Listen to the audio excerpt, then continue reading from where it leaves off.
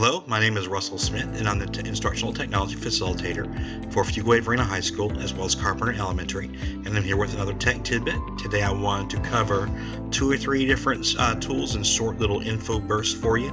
The first one I wanted to show you combines an online map with the use of Wikipedia. The site is called Geopedia. The address is www.geopedia.de. It is a German site, but you can use it for locations all around the world. Now right now I have the map focused on North Carolina just as my starting point, but as with any online map, you can use the plus or minus tools to zoom in and use your touchpad or your mouse to maneuver the map. So as I zoom in to this area that we began with, you can see there are a number of different markers, numbered 1 through 8 it looks like. So if I click on number 2, for example, that is Bells, North Carolina, and the information from Wikipedia appears on the right hand side, and you can see that there's a link to the entry on Wikipedia for Bells, North Carolina here, which opens up in a separate tab. But I'm going to close that tab, and you can see other results as well. If you want to focus on a different point, you can either maneuver the map over and zoom in.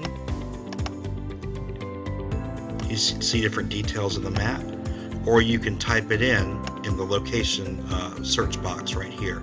So I want to, let's talk about London, United Kingdom.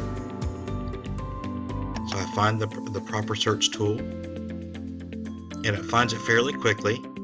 And you can see there are a lot of markers that appear on this map, and we are focused on Charing Cross, which I imagine is the center of the city. As always, if I click on a number on the map, you can see that the number 1 corresponds with the Social Market Foundation. If I want to click on a different number, I can click on number 31, which is the Anglo-Belgian Club, and it gives me a brief synopsis of the information there. I can also switch the different maps that are available in this tool by switching from the OpenStreetMap.de to another map by clicking on this icon in the top right of the screen, and I can switch to the OpenStreetMap International, which gives me a different layout, some slightly different information there. I can also switch to the OpenCycleMap, which I imagine is used if you want to travel by bicycle, and you can actually see, if you look carefully, there are different arrows that show the direction of the streets for wherever you're going in the city. The information that's located that shows up on the right hand side of the screen remains the same no matter what map view you are using, even if I switch to the Bing aerial view. So you can see what the landscape looks like from satellite view. Okay, so this time I'm going to search for a place that does not speak English. So I'm going to search for, let's say, Moscow, Russia.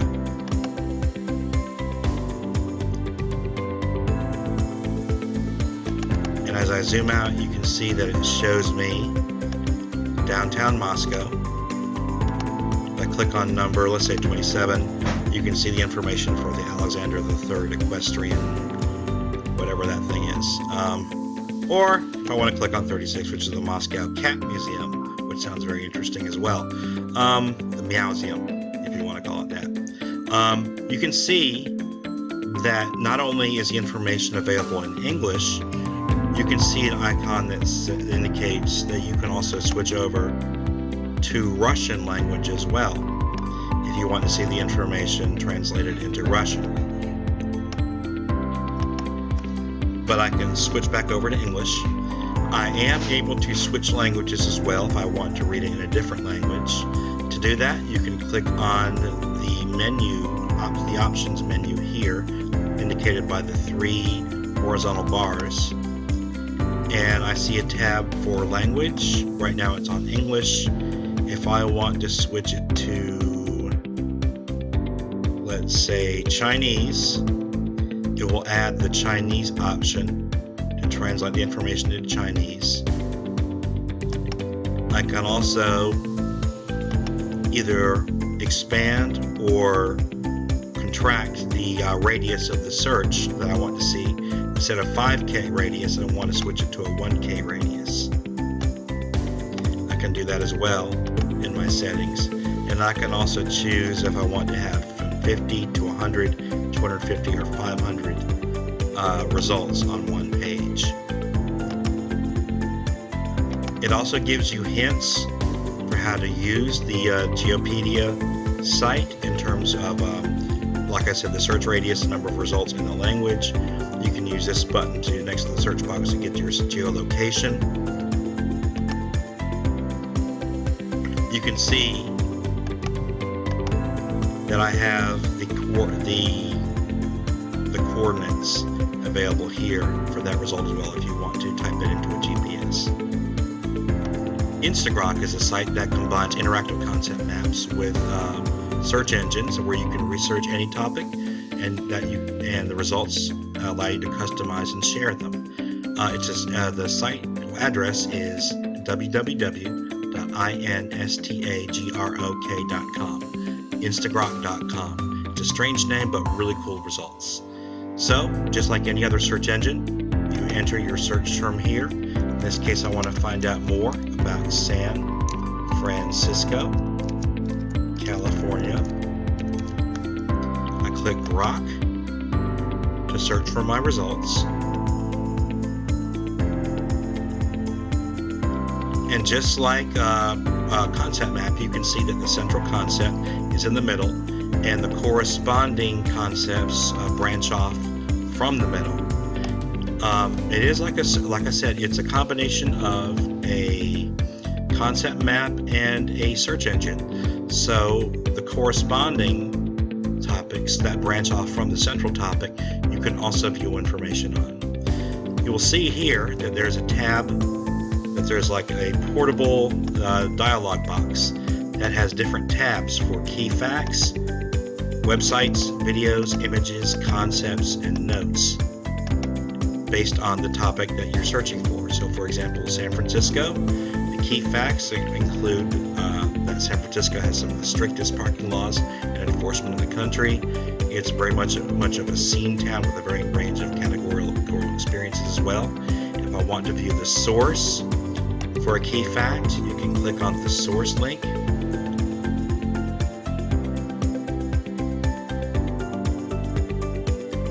And a box pops up where the information is sourced from. In this case, it's Wicked Travel.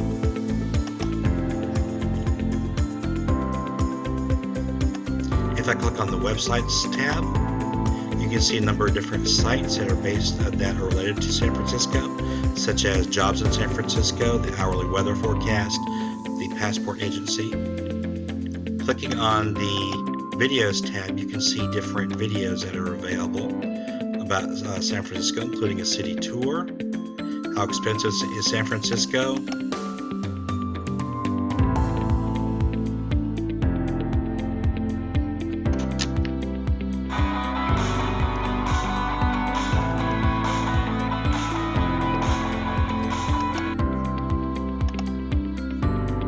by clicking on images, you can see different maps of San Francisco, such as the rail system, a view of San Francisco. When you click on concepts, you can see different information about different top concepts of the city, and there are also interactive links that will open up that you can also research as well. Up at the top left of the page, there's a tab for a journal entry if you want to keep notes on your topic for the Golden Gate Bridge. You can you have your standard formatting,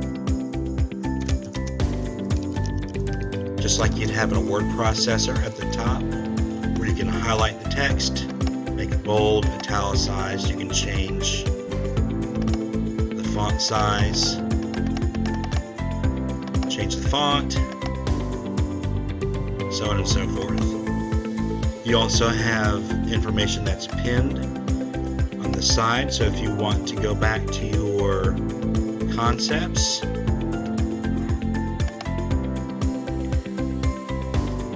for your key facts, if you want to pin them for your notes, for example, this one about the tourist infrastructure, I can pin that note, and when I go back to my journal, I can see that information has been pinned in my notes in my journal. There's also a bibliography on the lower right hand side of the screen on the journal tab to keep track of all your different links that you want to include in your notes. And you can also click on the quizzes tab, and you have a number of different multiple choice questions to answer about your topic should you choose to do so. So anyway, that site was Instagrok.com. One thing that's useful for teachers to do in the classroom is to implement a type of temporary chat room back channel for students to have a conversation with the teachers as they're having a discussion, so they can comment. Now, one that's really popular is today's Meet. I wanted to just briefly demonstrate this site that's called Talkio, TLK.io. I'm guessing it's called Talkio. And it's a simple web chat. There's no sign up, there's nothing to register for or anything. It's just a simple plug and play. So what it asks you to do is to use the tlk.io / and then you create a name for your channel. So I'm going to call this Tech Tidbits, and I'm going to click join. So it's created this temporary chat room. Right now there's one online, and it's got my name here, Russell. And actually, I've recruited our wonderful media coordinator in the other room, Allie McCauley, to take part in this as well. So you can see her name there. There are 2 online.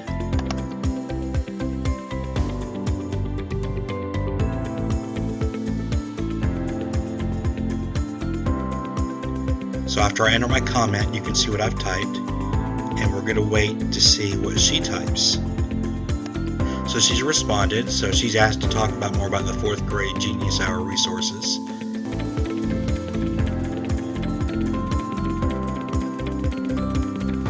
So as you can see, it creates a temporary chat room. And as she responds, there are some good starting points, and she has a few to add.